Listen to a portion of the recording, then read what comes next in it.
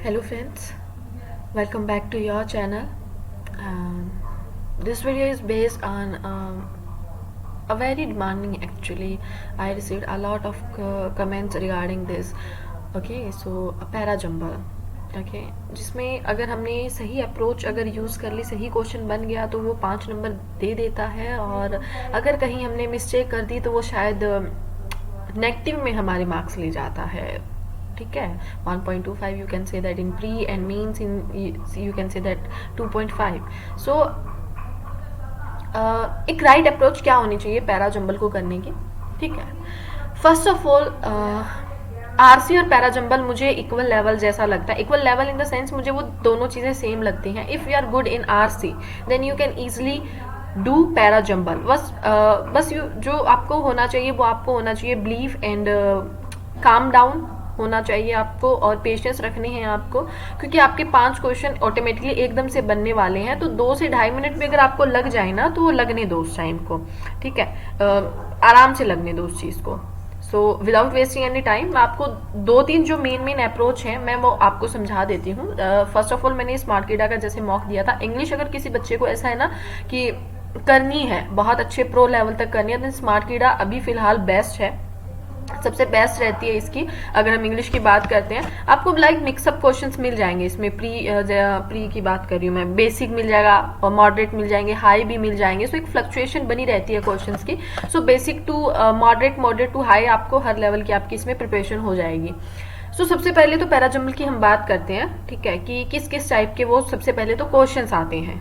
हमें कैसे करना है वो बात की बात है, किस टाइप के हम क्वेश्चंस फेस करेंगे वो सबसे पहले हमें समझना होगा. सबसे पहले तो आपको ये सामने एक दिख रहा है, इसको भले ही हम कह देते हैं कि sentence rearrangement. Okay, but it is just like a parajumble. ये उसका एक शॉर्ट फॉर्म हम ले सकते हैं. यहाँ से पैराजंबल का इन्वेंट होता है, मुझे ऐसा लगता है पर्सनली, क्योंकि अगर आपने ये सबसे पहले आपको ये छोटे छोटे पॉइंट्स आपके क्लियर होने चाहिए, ये बनाने आने चाहिए.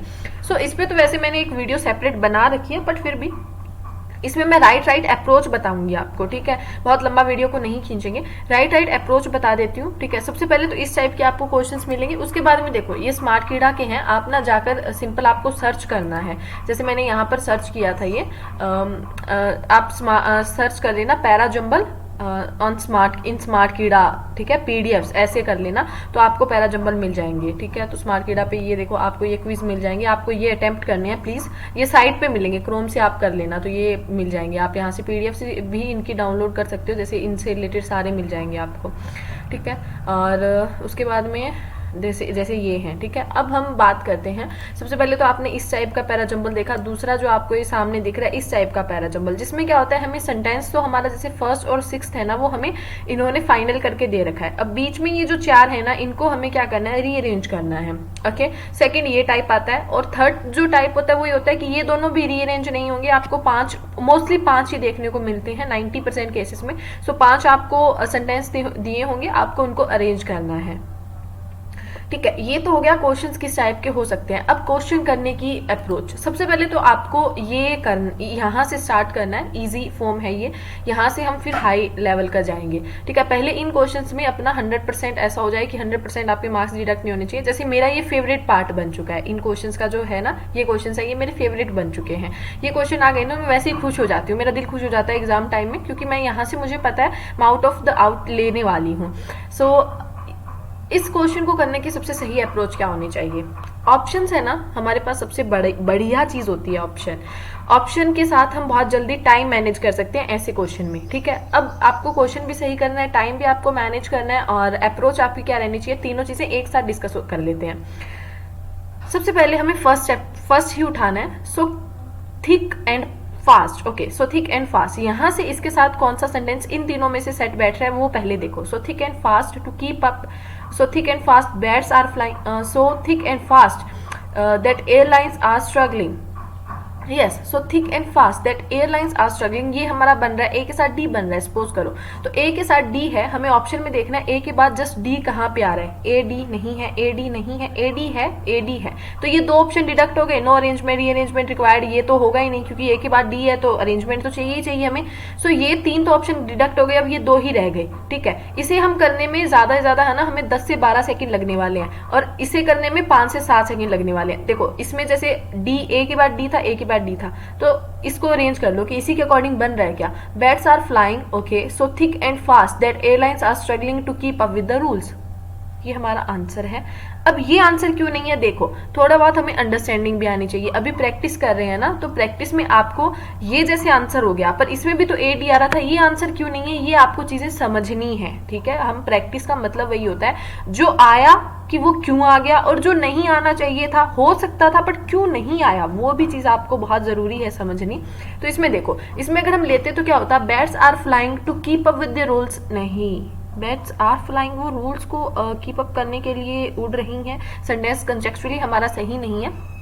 हाँ प्लीज़ मेरी प्रोनाउंसिएशन पे मत जाना, क्योंकि मेरा थोड़ा ऐसा है ना, मैं बहुत कभी कभी बहुत जल्दी बोलने की आदत है मुझे, सो वो ना ऐसे ही बोलती हूँ मैं, सो उसके लिए आई एम रियली सॉरी।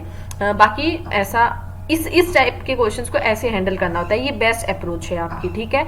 इसमें आपको पहले क्वेश्चन पे फोकस करना है एंड आपको उसी टाइम 10 से 15 सेकंड के बाद में जब आपको एक लाइन का साथ मिल जाए ना कि इस लाइन के बाद तो ये पक्का आने वाला है, बाकी सब छोड़ दो, इस लाइन के बाद ये पक्का आने वाला है ना, इतना कंफर्म होते ही आप ऑप्शन पे आ जाओ। और ऑप्शन में मुझे पता है 99% केसेस ऐसे ही होंगे कि आपको 2 ऑप्शन में देखने को मिलेगा, 3 अपने आप डिडक्ट हो रहे होंगे और वहीं से आपका आंसर जल्दी निकल जाएगा। 20 से 22 सेकंड हार्डली आपको इस क्वेश्चन में लगने वाले हैं।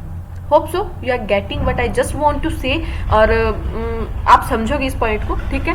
ये तो होती है इस टाइप के क्वेश्चंस को करने की अप्रोच, राइट। मैं नेक्स्ट देख लेती हूँ। The number one cause of death, जो सबसे नंबर 1 पे है कॉज ऑफ डेथ, ठीक है। एज बिटवीन अमंग टीन्स, हाँ देखो सिंपल सी बात है, जो डेथ की है किन के बीच में, टीन्स और यंग एडल्ट्स के बीच में। अब देखो यहाँ पे अभी पता है ए के बाद सी आ रहा है, ए के बाद बी भी आ सकता था। Number 1 cause of death, age between नहीं, एज के साथ नहीं आएगी, अमंग आएगा, ठीक है। डेथ की एज थोड़ी हम कहेंगे, एज्ड पर्सन मतलब किसी कोई पर्सन हो, कोई पर्टिकुलर कोई कैटेगरी दी हो, उसके बाद एज पर्सन हमारा होता है, सो ये नहीं होगा। The number 1 cause of death today, हाँ ये हो सकता है, ठीक है। टुडे नहीं, टुडे के बाद ही आएगा तो ये नहीं होगा, ठीक है। तो पर आप समझ रहे हो चीज़ों को, होप सो, क्योंकि हमारी इंग्लिश जो है ना, अगर आपका आरसी बहुत अच्छा है, पहले आरसी को अच्छा करो, पहले रीडिंग को अच्छा करो, उसके बाद में ये चीज़ें आएंगी, ठीक है। पहले रीडिंग हमारी अच्छी होनी चाहिए, आप रीडिंग पे फोकस बहुत आपको ज़्यादा करना है, क्योंकि जब तक आप टाइम नहीं दोगे ना, इंग्लिश नहीं आने वाली है। और इंग्लिश को हम टाइम ही नहीं देते हैं, स्पेशली कभी हम डिवोट ही नहीं करते हैं, दिक्कत यहाँ है सबसे बड़ी। सो आप number 1 cause of death among teens and young adults, अब यहाँ पे हमें पता लग गया, और ए के बाद सी आने वाला है, सो ये तो लास्ट वाला कट हो गया। अब ए के बाद में सी नहीं आएगा, ये नहीं आएगा, ये नहीं आएगा, ये ए के बाद सी एक ही ऑप्शन में, और हमारा ये आंसर हो गया। और कुछ देखने की जरूरत नहीं है, आपको बस एक पर्टिकुलर जो भी आपको सेंटेंस, उन 5 सेंटेंस में, 4 सेंटेंस में 2 सेंटेंस जो इजी लगे ना, उनको जोड़ो, उनके साथ जोड़ो कि इसके साथ अगला कौन सा हो सकता है, उसमें 100% कंफर्म होके जोड़ दो, आपका आंसर ऑटोमेटिक निकल जाएगा। इस टाइप के क्वेश्चंस को आपको ऐसे करना है। अब हम आते हैं थोड़ा हाई लेवल, जैसे स्मार्ट कीड़ा की मैंने आपको बताया, ये आप साइट पे सर्च कर लेना, और ये प्लीज़ आपको 14 ये क्विज है, आपको डेली बेसिस पे 2 या 3 करनी है, 3-4 दिन में आपके ये खत्म हो जाएंगे और इससे भी अच्छी इंप्रूवमेंट हो जाएगी, ठीक है। जैसे मैं सबसे पहले इसी की बात कर लेती हूँ। इसमें क्या दिया हुआ है आपका, सबसे पहले तो फर्स्ट और लास्ट आपका सेंटेंस गिवन है, इसमें का टेक्स्ट अगर मैं बात करती हूँ तो ये गिवन है। हाँ एक सेकेंड टाइप का एक क्विज और आता है, मैं देख लेती हूँ वो कहाँ मिलेगा, मैं ओपन कर लेती हूँ। ये 1 ओपन है ना हमारा, एक टाइप के और भी आते हैं, जैसे ये देखो, ये भी इस टाइप का भी आपका पैराजंबल, मैं इसको पैराजंबल का एक पार्ट लेती हूँ, ये बेसिक है पैराजंबल का। देखो जैसे द कैबिनेट, मुझे नहीं पता टीचर्स क्या समझाते हैं, कैसे करते हैं इन चीज़ों को, आई डोंट नो। मैंने जो अपने वो सेल्फ स्टडी से मेरी इंग्लिश ज़्यादा इंप्रूव हुई है, सो सेल्फ तो मैं इन चीज़ों को उसी कैटेगरी में ले लेती हूँ। सो देखो, the cabinet decision last week to set up the international, ऐसा ऐसा एक पैरा जंबल टाइप आता है कि जिसमें आपको फर्स्ट सेंटेंस ऐसे गिवन होगा, जो ब्लैक हाईलाइट है मतलब वो तो है ही है, उसके बाद के जो सेंटेंस है ना उनको आपको रीअरेंज करना है एक अकॉर्डिंग जंबल फॉर्म में है ये, आपको इसको एक पूरी सही से लाइन को, सेंटेंस को सही लेकर जाना है, ठीक है। सो देखो, the cabinet decision last week to set up the international coalition, okay, towards tackling, towards, सबसे पहले तो कॉलिशन टुवार्ड्स यहीं पे गलत हो रहा है, पर ठीक है, टुवार्ड्स टैकलिंग ये भी कर लेते हैं कि ये मे भी हो सकता है। देखो, the cabinet decision last week to set up the international coalition towards, जो क्लाइमेट और अदर एनवायरमेंटल चीज़ें थी उनको कॉलिशन के लिए, तो यही लाइन हम पकड़ के चलते हैं, towards tackling climate and other environmental for disaster नहीं होगा, other environmental crisis confirming the world ये होगा, ठीक है। ए के बाद हमारा सी आना चाहिए, toward tackling climate and other environmental crisis confronting the world, तो ए के बाद सी आना चाहिए। देख लेते हैं ए के बाद सी, इसमें नहीं है, इसमें नहीं है, इसमें है, इसमें है, तो हमारे दो ही ऑप्शन में है, नन ऑफ द अबव तो बाद में चेक करेंगे, ए और सी इसके बाद में है, तो देखो बी, सबसे पहले बी आना चाहिए, the cabinet decision last week to set up the international coalition, ठीक है, B for disaster resilient infrastructure is yet, okay, B के बाद is yet another leadership effort by India towards tackling climate and other environmental crisis confirming. सबसे पहले तो हमारा जो answer है वो यही है और करेक्ट है ये आंसर, ठीक है, और इसका आंसर हाँ ये करेक्ट है, ठीक है, हो गया। तो ये चीज समझ गए हो, इन चीजों को हमें कैसे टैकल करना है। अब यहां से आपको जो हेल्प मिलने वाली है वो मिलने वाली है जो मेन हम जिसे पैराजंबल बोलते हैं, इन चीजों पर आपको पहले वर्क करना है, ये आप करो, इसी फॉर्म में करो, इसी वे में करना, ठीक है। और उसके बाद में प्लीज मुझे अपना रिस्पॉन्स भी देना, comment box is totally yours, आप जो मन में हो आपके वो आप अपने ओपिनियंस, अपने फीलिंग्स या फिर अपने कुछ feeling something related to means study, okay, you can share, okay.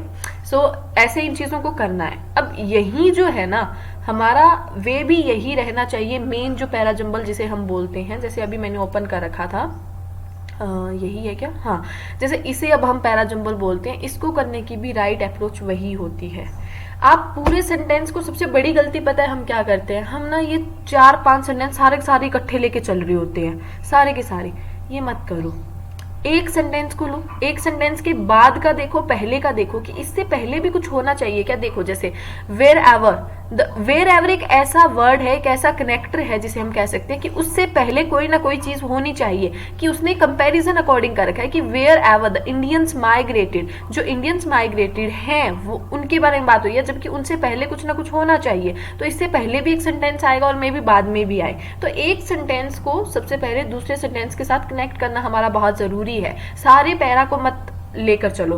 दूसरा एक वे तो ये हो गया जो हम छोटे क्वेश्चंस में भी अप्लाई कर सकते हैं, इस क्वेश्चन में भी अप्लाई कर सकते हैं। अब इसको सेकंड एक वे और रहता है, 2 वेज रहते हैं, आप किस में परफेक्ट हो आपको देखना होगा, क्योंकि बेस्ट अगर मैं मेरी बात करती हूँ तो मैं शायद एक ऐसा पैराजंबल होगा जिसको मैं इस वे में बहुत अच्छे से जल्दी बना लूंगी, और दूसरा पैराजंबल सेम ऐसा होगा जिसको मैं मेरे दूसरे वे में, मेरे पास 2 वे रहते हैं हमेशा करने को, इसको पैराजंबल को सॉल्व करने के। अब दूसरा वे क्या है वो डिस्कस करते हैं। फर्स्ट और सिक्स्थ हमारा क्लियर है। फर्स्ट सबसे पहले ये 6 के 6 सेंटेंस अच्छे से पढ़ लो कि what exactly they are saying, exactly जो आपकी सेंटेंस जो हैं, ये लाइंस हैं, वो आपको एग्जैक्टली क्या समझाना चाह रही हैं, किस बारे में वो चीजें हैं, ठीक है। तो वो क्या होती है, हमें कनेक्ट करने में इजी हो जाती हैं चीजें। देखो the neem trees, the neem tree, okay, neem के बारे में बात हो रही है। The neem tree has been revered by Indian since time immemorial. तो इस लाइन का अगर हम मतलब देखते हैं कि exactly the neem tree has been revered by Indian since time immemorial। अब सबसे पहले बच्चों का डाउट आएगा, रिवर्ड का मीनिंग नहीं पता है वोकैब में, अब पता लग जाएगा, देखो, ठीक है। इन मेमोरियल का तो ऑलमोस्ट सबको पता होगा, इसमें लाइक वो बहुत जो एक अनैतिक काल से हो, जो बहुत पुराने टाइम से जो चला आ रहा हो, ठीक है, मतलब जो कभी खत्म नहीं होने वाला हो, इस काल से चला आ रहा हो। रिवर्ड का मतलब होता है कि समथिंग जिसे हम बहुत सुपीरियर मानते हैं, जैसे नीम जो ट्री है ना, जो इंडियंस की अगर बात करें तो वो बहुत पुराने टाइम से उसको सुपीरियर मानते आए हैं नीम को। लास्ट है as a result it is blessed with the property of cure all elements, okay. तो इसके मतलब इसके रिजल्ट की एक बात की गई है, जो पूरा सेंटेंस रहा ना उसको एक एज अ रिजल्ट की बात की गई है। तो सबसे पहले ये 2 लाइनें आपको समझ में आ गई हैं, उसके बाद में थर्ड आपको सेंटेंस अच्छे से पढ़ना है। इसमें आपको 1.5 मिनट लग सकता है, 1 मिनट रीअरेंजमेंट में लगेगा, तो 2.5 मिनट में आपके 5 क्वेश्चन हो जाएंगे, तो 30 सेकंड का एक क्वेश्चन पड़ेगा आपको, तो ये इजी है, कोई बात नहीं, लगने दो उस टाइम को। 2.5 से 3 मिनट में आप में लगा के एकदम से 5 क्वेश्चन अगर करेक्ट हो रही है ना, तो it is a good deal. Okay, tension नहीं लेनी है, बस काम डाउन होकर चीजें समझनी है। Many byproducts of neem can be effectively use for treating various health problems. Okay, यहाँ पर जो हमें बताई गई है वो नीम की जो हमें इंपॉर्टेंट थिंग्स हैं, जो उसका लाइक एक उसकी विशेषता है या समथिंग, जो उस नीम हमारे लिए क्या करता है। सो उसके नीम के जो बाय प्रोडक्ट्स होते हैं ना, वो इफेक्टिवली यूज होते हैं जो बहुत से ऐसी हेल्थ प्रॉब्लम्स हैं उनको सही करने में। Wherever the Indians migrated they made efforts to introduce the plant. Okay, इसमें बात की गई है कि जहाँ जब तक कि जो इंडियन माइग्रेटेड हैं, इंडियन माइग्रेटेड होते हैं ना, जो एक प्लेस से दूसरे प्लेस पर आए होते हैं, वो एफर्ट्स उन्होंने बहुत एफर्ट्स किए थे प्लांट्स को इंट्रोड्यूस करने में। ओके, अकॉर्डिंग टू मैथोलॉजी, ठीक है, मिथ की अगर हम बात करते हैं, when Indra was carrying the urn containing amrit to heaven on his white elephant, some of the amrit fell on the neem tree. ये ना एक एक्सेप्शन, मतलब एक एक्सेप्शन कह रही हूँ, एक बात की गई है, मिथोलॉजी की जैसे बात हुई है, तो ऐसा है कि लोगों का एक मिथ है जिसमें ये बोल रही हैं कि जब एक इंद्रा नहीं है, ये इंद्र है, इंद्र भगवान की बात की जा रही है, कि वो जब अमृत थे ना, अमृत को जब वो लेकर आ रहे थे अपने मतलब हेवन से, ठीक है, जब वो हेवन से अपने व्हाइट एलिफेंट पर इंद्र बैठे थे और वो जब वहां से उसको लेकर आ रहे थे ना, इसको अमृत को, तो कुछ एक अमृत ऐसा था, अमृत के कुछ एक बूंदें थी जो नीम के ट्री पर गिर गई। It provides plentiful shade all the year round and its presence keep several types of insects away. फिर से उसकी विशेषता बताई गई है। तो ये वाला और ये वाला जो पी पॉइंट है, ये पी और एस हमारा एक सेम कैटेगरी का है, समझ सकते हो इस चीज को, पी और एस हमारा सेम कैटेगरी का है, क्यू और आर हमारे दोनों अलग अलग हैं, ठीक है। अब देखो, the neem tree has been revered by Indians since time immemorial. Okay, उसके बाद में हमें पता लग रहा है, उसके बाद में यही लाइन आनी चाहिए, जबकि जो इंडियन माइग्रेटेड थे, इंडियंस के लिए तो ये था ही था, लेकिन जो इंडियन माइग्रेटेड थे ना, उन्होंने बहुत एफर्ट्स लगाए अपने प्लांट्स को इंट्रोड्यूस करने में। सो उसके बाद में हमारा सीधा सीधा जो दिख रहा है वो क्यू आएगा, ठीक है। सबसे पहला हमारा क्यू बनेगा। अब ऑप्शन पे चले जाते हैं। ऑप्शन में क्यू है ना, वो दो ही जगह पर है, क्यू और क्यू, पी पी नहीं आएगा, क्यू और क्यू आएगा। तो क्यू के बाद में क्या एस आ सकता है, इट प्रोवाइड्स प्लेंटीफुल शेड। हाँ, ये हो सकता है, ठीक है, क्योंकि उन्होंने पहले बता दिया कि ऐसा हुआ, ठीक है, और ऐसा हुआ, ठीक है। और उसके बाद में ये इसकी विशेषता हम बता सकते हैं। और एस के बाद में क्या आ रहा है, हमारा पी आ रहा है, ठीक है। देखो, जैसे मैंने पहले ही ये कैटेगराइज कर लिया था कि एस और पी है ना, वो हमारे सेम कैटेगरी में आ रहे हैं। जैसे कोई भी उसकी किसी चीज की हमें विशेषता टाइप या गुण जैसा बताना होता है, दूसरा हम जब उसकी किसी चीज की बुराई कर रहे होते हैं, तीसरा जब हम किसी चीज का रिजल्ट बता रहे होते हैं, चौथा जब हम किसी इसकी चीजों का लाइक एक्सपेरिमेंट समथिंग रिलेटेड कुछ बात कर रहे होते हैं हम, ठीक है। तो ये सारी ना एक एक कैटेगरी में पहले ही हो जाती है, और ये कैटेगरी हमेशा जब हम पैरा जंपल करते हैं ना, तो हमेशा साथ में आती है। जैसे एस के बाद पी आएगा या फिर पी के बाद एस आएगा, ये दोनों चीजें हमेशा साथ चलेंगी, ठीक है। लेकिन इसमें पहले ये आया है, देखो, क्यू के बाद में पी जैसे हमें आंसर में दे रखा है, ठीक है, क्यू के बाद में आर नहीं आ सकता है, क्यू के बाद में आर नहीं आएगा, जैसे इसमें क्यू के बाद आर दे रखा है। हाँ चलो, मान लेते हैं ये भी आ गया, लेकिन दोनों में से अब हम पहले कौन सा आएगा इसे हमें जज करना है, तो पूरा करते हैं, ठीक है। क्यू के बाद में आपका, मैं जैसे पहले हम ऑप्शन के साथ चल रहे हैं, एस आएगा, ठीक है, इट प्रोवाइड्स प्लेंटीफुल, और उसके बाद में पी आएगा, many byproducts of neem can be effectively use for treating various health problems. Okay, उसके बाद में आपका जो आएगा क्यू हो गया और एस हो गया हमारा, क्यू एस पी हो गया हमारा, उसके बाद में आर रह गया, उसके बाद में as a result it is blessed with the property to cure all elements. अब एक चीज देखो, जो लास्ट लाइन है ना, वो हमारा सारा ये पैराजंबल फिक्स कर रही है। इसमें ये बोला गया है, ब्लेसिंग की बात हुई गई है, और ब्लेसिंग जो है ना, वो ब्लेसिंग हमारी आर से ज्यादा रिलेट कर रही है, क्योंकि आर में हमें वो मिथोलॉजी बताई गई है, और आर के जस्ट बाद में इसीलिए उस मिथोलॉजी को आगे क्या किया, इन्होंने परस्यू किया है कि ये हमारी मिथोलॉजी थी, ये हमारी मिथ है, और उसी की वजह से तो as a result it is blessed with, इसकी वजह से ये ब्लेस्ड है, नीम जो है उसके बारे में बात की गई है। समझ रहे हो, पहला जो हमारा आ गया ऐसे, इस मतलब hope so you are understanding कि what I just want to say to you all, कि कैसे हमें इस चीज को करना है एग्जैक्टली, ठीक है। तो हमेशा जो इस पैराजंबल को करने की दो हमारी टेक्निक्स रहती हैं। फर्स्ट टेक्निक और आप समझ गए होंगे। फर्स्ट टेक्निक तो ये कि जो छोटे छोटे हमें कंटेंट्स होते हैं, एक सेंटेंस को पकड़ कर चलो, दूसरा सेंटेंस उसके साथ हमारा कनेक्ट करने की कोशिश करो।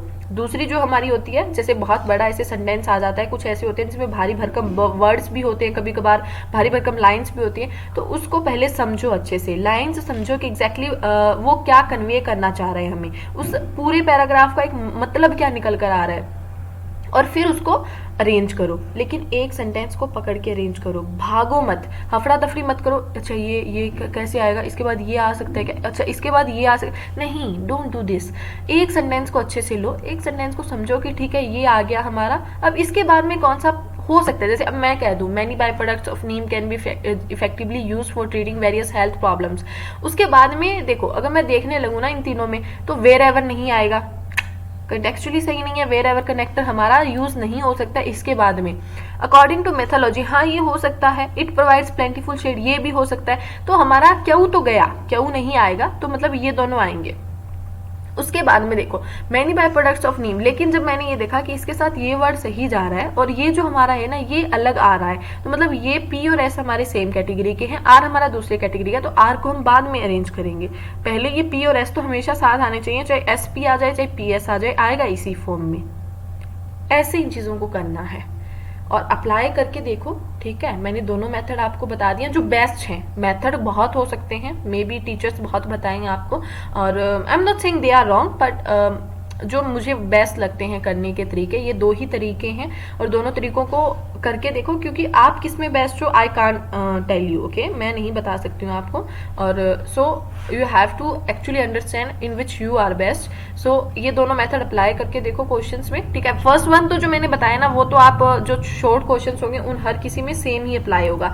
ये जो आपका पैराजंबल पूरा बड़ा वाला पैराजंबल रहता है ना, इसमें वो दोनों मेथड डिफरेंट डिफरेंट अप्लाई होते हैं, तो इसमें ये दोनों मेथड सेम लगा कर देखना और चेक करना आप किस में अच्छे से कर पा रहे हो, ठीक है। मे बी क्योंकि मेरा ज्यादा जो सीन रहता है ना 70% मैं हिंदी, जैसे हिंदी नहीं मतलब इन द सेंस इसको पूरे को समझना और फिर इसको रीअरेंज करना, ये मेरा बेस्ट रहता है। सो बाकी आपका है, और मुझे बताइएगा प्लीज़ कि कैसा रहा क्या रहा, and comment box is now totally yours. और प्लीज़ इनको कर लीजिएगा, जैसे आप ये टेस्ट जोन और स्मार्ट कीड़ा एक ही बात है, पता नहीं दो हम जैसे, हाँ जैसे स्मार्ट कीड़ा हो गया क्वेश्चन बैंक और टेस्ट जोन हो गया, तो आपने ये इस पर सर्च कर लेना, ठीक है। अदरवाइज मैं ये जो लिंक है ना, ये वाला लिंक है, ये आपको दे दूंगी, मैं इसमें दे दूंगी कमेंट उसमें डिस्क्रिप्शन में, तो आप वहाँ से डायरेक्ट कर सकते हो, और इस मॉक का भी दे दूंगी, तो ये मॉक लगा लेना, इसके आगे वाले ना चारों करके देखना एक बार, ठीक है, इसी फॉर्म में करके देखना, ओके, और फिर पता लग जाएगा कि कैसा क्या रहा।